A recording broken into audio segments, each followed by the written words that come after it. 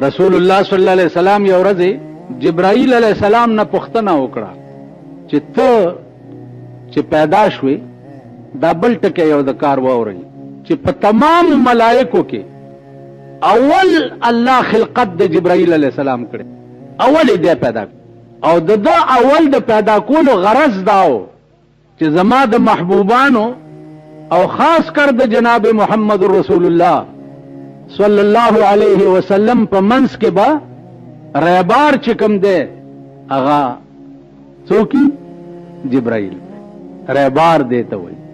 رحمان بابا وای کنه وی لهبت رهبار پختل نشما، لهبت رهبار پختل نشما، خدای درس به ویلی وی رهبار تا د معشوقي دومره روب دی، دومره روب دی چې د ډېر هیبت نه هغه رهبار نه پوښتنه هم نشم کولی. خدای خبر چې څه به ورته ویلي، څه سخته خبره ورته نه کړي. عزیزانو دا خبرې خو که تاسو خیال وکئ هغه قلبي عشق سره تعلق لري. اوس په ایمان درته هم خفه نه شئ، مونږ او تاسو په دې پوهېږو نه چې دا رهبار څه ته وایي که نه جي. هغه دغه کیسه ده د هغه مړي چې هغه من ربک تپوس ترې وکړو په قبر کې، ویل من ربک، ویل ویل څه وایي، ویل من ربک، رب څه کوې، زه ربونه څه پېژنم، یو قط مړی بني وګیم. مونږ هغه یو. اوس رهبار څه ته وایي دا پوښتنه رحمان بابا نه ورشئ په قبر کې وکړئ چې رهبار څه ته وایي. نو جبرائیل علیه السلام چې دا رهبار و دا اول پیدا کړی. نو رسول الله صلی الله علیه وسلم ته تپوس وکړو چې تا چې خدای پاک پیدا کړي نو تا اول څه لیدلی و یا رسول الله زه چې پیدا شم نو ایس نو ایس نو صرف د ښي طرف ته یو ستوری و چا به ځلېدو، نور څه نو. رسول الله صلی الله علیه وسلم ورته وفرمایل چې جبریله هغه ستوری زما نور و، ستا د پیدا کولو نم زرګونه کاله مخکې خدای مخکې پیدا کړی، دا زما نور. اوس دا شی کائنات سبب د دغه نور دپاره جوړو چې دا به په آخر کې پې راځي چې دا هر څه ورته تیار. که ژوندي وی او زم ژوندی وما په دې بیان کې به آینده راشي چې په دې کائنات کې اسمانونو ته دغه پیغمبر خدای پاک بوتله نو دا یې څه څه لیدلي ولته او څه څه وو، عرش څنګه و، کرسی څنګه وه، جنت څنګه و، دوزخ څنګه و، دا به په دې بیانونو کې راشي. عزیزانو هغه نور بیا د آدم علیه السلام د ملا نه واله د هر یو پیغمبر په ملا کې برا منتقل کېده، حتی کې چې راغی د عبدالله صاحب ملا ته چې څه وخت کې حضور صلی الله علیه وسلم د مور په حمل شو او د بار وفات په ورځ د پیر په سحر باندې دی پیدا شو. سحر تیاره وه، مور یې وایي د مورې څه نامه وه، بی بی آمنه وایي چې په خدای قسم چې رسول الله صلی الله علیه وسلم څه وخت کې زما د نفس نه ځمکې ته راغی، دا دنیا ټوله داسې رڼا شوه چې ما د قیصر او د کسرا منارې ولیدې، داسې رڼا جوړه شوه.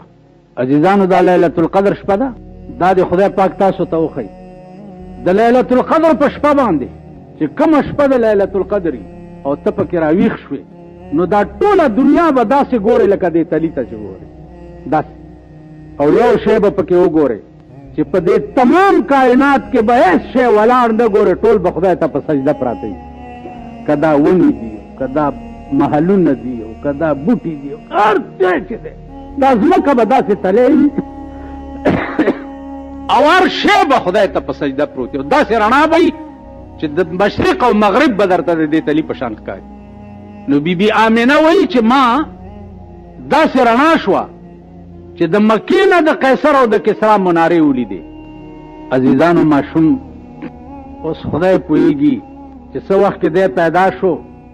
علما لیکي چې دی چې د مور په حملو نو مور به چېرته د لرګو ګېډۍ راوړو کور ته، نو لرګی ګېډۍ به 2 فوټه د سر نه اوچت روانو، په سر به نه کېد ځکه چې خېټه کې سردار کونین پروت په لاره به چې مور روانه وه او نور به نو د عربو غوندې ګرمي دا وریځ به راکوزه شوه د هغې په سر باندې به لکه د چترۍ غوندې روانه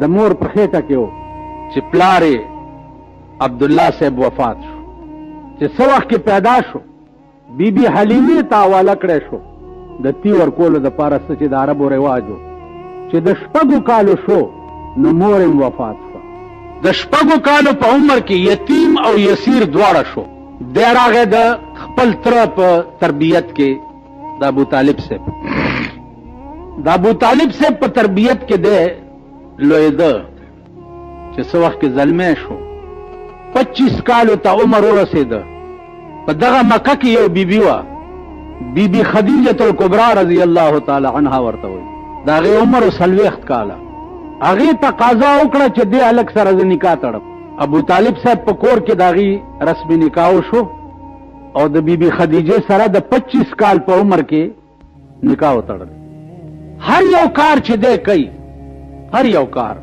نو هغه څه د عقل نه بار باري د عقل نه اوچتي نو دی په خپلو هلکانو او همزولو کې په امین مشهور شو امین معنا دا امانتګار چې ده په بچپن کې هم چېرته خیانت نه دی کړی نو د ډېر صدق او د ډېر رښتینوالي نه په نوجوان طبقه کې دی په امین مقرر دا بیبي خدیجه چې څه وخت کې د ده په عقد نکاح کې راله نو دا وه ډېره مالداره تاجره وه تجارتونه وغیره وغیره هغه اسباب قدرت ورته برابر په دې اسنا کې 15 کاله نور تیر شو حکم ورته وشو چې تیار شه بل یو رحم را روان دی مکې معظمې نه بار منا کې یو غر دی چې هغې غر ته هغې کې یو غار دی هغې ته غار حرا وایي حکم ورته وشو چې دې غار حرا ته به ته ځې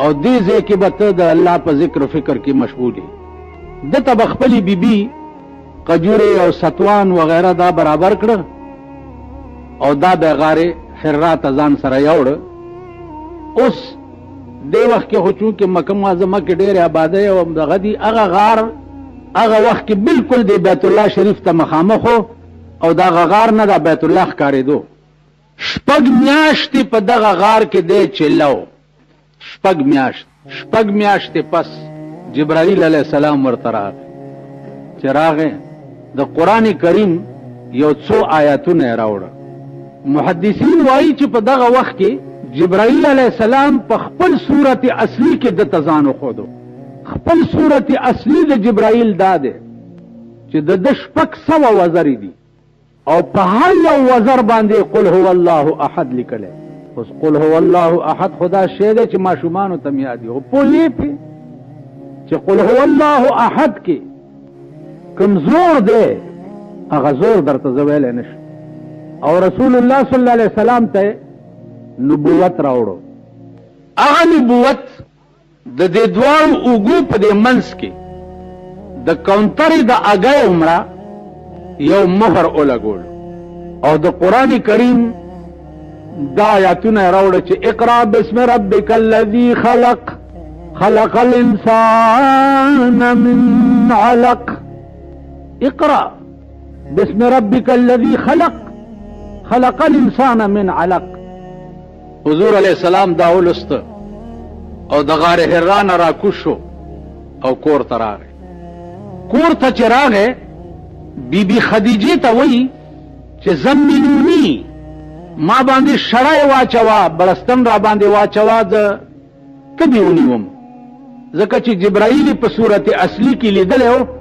نو هیبت پې راغلی و اوس بیبي خدیجې ته ګوره هغه ورته څه وایي هغه ورته وایي و یا رسول الله ته به نه یې نیولی او ما په ځان هیبت راوله ستا د تمامو حرکاتو سکناتو نه دا معلومیږي چې الله به تا نه څه ډېر لوی کار علي الله بیبي خدیجه لا مسلمان هم نه ده خبر هم نه ده اسلام پیژني نه نوم هم نه ورځي او پیغمبر ورته وایي چې زملوني ما په شړۍ کې پټ کا هغه ورته وایي چې ته به هیبت نشته ستا د چال چلن نه ما دا پته لګولې او اندازه لګولې چې الله به تا نه څه ډېر لوی کار علي. نن که زمونږ او ستاسو ښځې مسلمانان یې نه دي نو پسه ووایي په ایمان مونږ ته به ښځې داسې ووایي یا زمونږ د ښځو مازغه به دا کار وکړي. پرون راته چا وایي چې دا زمونږ د صوبې نوی وزیر اعلی چې راغی ټول بایسکوپونه یې بند کړل. مال چې دا خو ډېر ښه کار وشو. وی چې په هزاره کې هم بند کړه او دلته هم ټول بند کړه. مال دا خو ډېر ښه کار وشو. وی سر به مهر یې کړ او سیل یې کړه. ما ورته وی چې دا خو ډېر ښه کار دی، خدای دې نورم توفیق ورکړي چې دا وی سی آرونه او بلو پرنټونه چې دي چې دا هم سر به مهر کړي. خدای دې دا توفیق هم ورکړي. خو دا توفیق دې خدای ورکړي چې دا ښځې هم سر به مهر کړي. زما په خبره پوهېږئ؟ ټول ګند د ښځو په پاکستان کې اچولی دی. دا دعا وکړئ چې دا ښځې هم سر به مهر کړي او اعلان وکړي چې خبردار چې ښځه بار ونه ګورم. لکه په کابل کې طالبانو اعلان کړی چې که ښځه بار راووته خپې پې ماتې کوي. خو د طالبانو نه ښځې داسې یېرېدلي چې څوک بار نه راوځي. او ښځه ډېر ظالم بوټی دی چې لږ د یارې خبره واوري بیا نږدې نه راځي. دلته یو کال دا پراپېګنډه شوې وه چې یو ګوربیجو راوتی دی ښځو نه پوزې خوري. ګوربیجو ښځو نه پوزې خوري. په خدای باور کې دې ځای نه تر صدر پورې مال روډ، فورډ روډ، صدر روډ دا ټول بازارونو کې وګرځېدم. د دوایي لپاره ښځه نه ښکارېده. هلکه دا څه چل دی؟ ویل ګوربیجو راوتی ښځو نه یې پوزې وخوړې. لا به پکې دا آواز وشو چې یو پوزه د صدر کې هم د ښځه نه وخوړه. پکې دا چې ښار کې هم د یو کور باندې ورټوپ کړی او یو ښځې نه یې پوزه وخوړه. اوس که خیال وکړئ د ښځو دا سپېږمې پټې کړي دا هغه چل دی. تاسو ګورئ ورته نوره روانه یار سئ بربنډي خو دا سپېږمې داسې چل کړي دلته ځکه چې ګوربیجو نه یېرېږي. نو مال چې دته د خدای دا توفیق هم ورکړي چې دا ښځې سر به مهر کړي. ټول ګن په پاکستان کې ښځو اچولی دی. ښځو قسم په خدای دی چې خره نه ده خره داسې بېمینته به درته میلاو نه شي لکه ښځه چې نن په پاکستان کې بېمینته درته میلاویږي. وایي په ایمان ډکه نه ده. خرې له چې ورنږدې کېږي نو هم د دې خوف به دې وي په ډه کې چې په لته مې ونه وایي. دا یاره به دې وي که نه چې په لته مې ونه وایي. او دا ښځې خو لتې نه وایي. داسې بېمینته لکه خره نه میلاویږي که ښځې چې میلاویږي. نو د پاکستان دی خدای د حکومت دې طرف ته خیال کی چې دا ښځې سر به مهر کی چې بغیر د ضرورت نه به ښځه د کور نه بار نه روځي او که راووته نو خپې پې ماتې کوي. اصلي شی دا دی. سینماګانو زه په خپل ځای کې خیره مقدم کوم چې دا ډېر ښه کار. د قوم بچي ټول تباه شو په بلو پرنټونو دوکانونو کې. تباه شو که نه؟ د قوم بچي تباه شو. ټول مردار او ګندګان شو. نو دغه طرف ته توجه پکار ده. د عمر پته نه لګي چې یو ورځ به یي که دوه ورځې به یي. خو که ښه کار چا وکړو نو انجام به یې ښیي. زما عزیزانو د رسول الله صلی الله علیه وسلم بیبي لایسم نه ده او پیغمبر ته داسې رایې ورکوي چې د هغه نه ټول هیبت بوتلو او ټیک شو. آیاتونه د قرآن دي چې په غار حرا کې په رسول الله صلی الله علیه وسلم باندې نازل شوي. بار راووتو د کوره چې بار راووتو نو ابوبکر صدیق په مخه ورغی. دی لا مسلمان نه و. رسول الله صلی الله علیه وسلم ودرولو ویل ابوبکره نن په غار حرا کې ما سره داسې چلو شو. جبرائیل راغی او دا آیاتونه یې راته وویل او ما ته نبوت میلاو شو او دا اجازت راکړی شو چې دې قوم ته د توحید دعوت ورکا. دوی ته ووایه چې وحدو ربکم او لا اله الا الله محمد رسول الله. ابوبکر صدیق وی چې ها داسې چلو شو ویلی او وی لا اله الا الله محمد رسول. په لاره کې ولاړ ابوبکر صدیق په ایمان راوړو. پیغمبر ته تپوس کوي چې ابوبکر تا خو څه تپوسونه ونه کړه معجزه غوښتل یا څه ورته وی چې محمده ستا بچپن مونږ سره تیر دی. تا د دنیا په خبرو کې هم چرې دروغ نه دی ویلي. په امین مشهورې نو دا خو د دین خبره ده. په دې کې به څنګه دروغ وی؟ په دغه وخت کې رسول الله صلی الله علیه وسلم ورته وفرمایل چې انت صدیق نو ابو بکر نامه خو وا خو دا صدیق لفظ په دغه کوڅه کې په ولاړې پیغمبر ولا ورکو چې ته صدیق ولې چې تا په لومبۍ او په یو وینا زما باندې وویلې چې لا اله الا الله محمد رسول. عزیزانو خبره شروع یکی بادیګرې مرګري راځه او ایمان راوړه، مرګري راځه او ایمان راوړه. ابو جهل ته چې پته ولګېده هغه په دارالندوه کې فوراً میټینګ کال کو. دارالندوه داسې پوه شئ لکه د پاکستان قومي اسمبلی. دارالندوه چې وه دا د مکې قومي اسمبلی وه. دارالندوه چې وه دا د مکې قومي اسمبلی وه. تمام سرداران د قریشو یې راوغوښته او دا حضرت عمر هم پکې و. ابو جهل ویلې چې څه پوهېږئ زمونږ خدایان او د پلار او د نیکه دین ته دا محمد چې کوم پیدا شوی دی بے مور او بے پلاره دا ورته دروغجن وایي او زمونږ خدایانو ته غلط وایي. د دې علاج وکئ، چاوې دا به وکړو چاوې دا به وکړو. حضرت عمر ته یې څه به وکړې؟ هغه توره راوویسته ویل څه به وکړم اوس به درته په دې توره کې سر ټومبلی راوړم. اوس به را روان شو. رسول الله صلی الله علیه وسلم چې کومه جونګړه کې ناست چې هغې ته نږدې شو یو صحابي ورته وایي چې عمره خیر خدای ډېر په جذبه روانې. ورته وایي لرې شه لارې نه دا تاسو چې پې مین یئ د ده سر پرې کولو پسې روانې. چې ښه دې شمې وجلو له راغلې؟ ویل یو. ویل د دې شمې رڼا خو ستا کور ته هم تلې ده، د دې شمې پسې وجلو له راغلې ورشه کور کې دې د دې رڼا وګوره. ویل زما کور کې؟ ویل یو. ویل ودرېږه. کور ته یې منډه کړه. دروازه بند وه. چې دروازه بند وه دننه نه څه اواز راځي. خورې لګیا ده دننه قرآن لولي او دا آیات وایي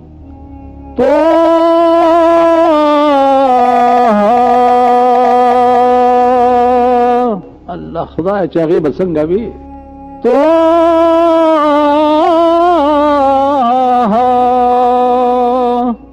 ما انزلنا عليك القرآن لتشقى. دا آیات د دروازه وډبوله. خوره په څه شي چې قرآن لیکلی هغه زر پټ کورال ورور ته دروازه لرې کړه چې دی ورننوته ورتل دا تاسو لوسته؟ هغې ما خو څه نه دي ویلي. برا نیولې ده مرګ لی وواله چې د پاسه او خیر راغی هغه یې موواله چې ویې والو خورې داسې ودرېده. ورته ویل عمره نوره مې مووه نوره مو. ویلې بس ستړی شو خو په دې مې پوه که چې دا تا څه وي چې زه راتلم؟ ورته وی ما هغې نه وینې بیږي. وی ما دا وی چې ما انزلنا عليك القرآن لتشقى. ته بیا ووایه. اخورې ورته بیا وایي ما انزلنا عليك القرآن لتشقى. حضرت عمر داسې ولاړو یکدم داسې شو او په ژړا شو او ورغې دا خورې د ګریوان نه ونیوه. ویل و خورې ستا دې په خدای باندې قسم وي دا داسې مزېدار قرآن چې تا ته چا ښودلی دی مام وله بوزه مام وله بوزه. خورې ورته راځه. خورې مخکې او دی ورپسې. حضور علیه السلام ته چې ورننوته رسول الله صلی الله علیه وسلم چې ورته وکتل نو ورته عمر بیا څه جګړې له راغلې خدای بنده. و یا رسول الله جګړې له نه یم راغلی دې دپاره راغلی یم چې کوم قرآن دې زما خور ته ښودلی دی هغه ما ته مخایه. پیغمبر ورته څه وایي چې قل یا عمر لا اله الا الله محمد رسول الله. اوس په دارالندوه کې ابو جهل دی په تمه ناست دي چې اوس به د پیغمبر سر ټومبلی راوړي په توره کې. عمر وی خدمت وایه یا رسول الله. وی خدمت وی وی د اسلام نام و نشان مټاولو کوشش دی کولو اوس چې چېرته وران ځای ګورې هلته به د اسلام جنډه لګوي.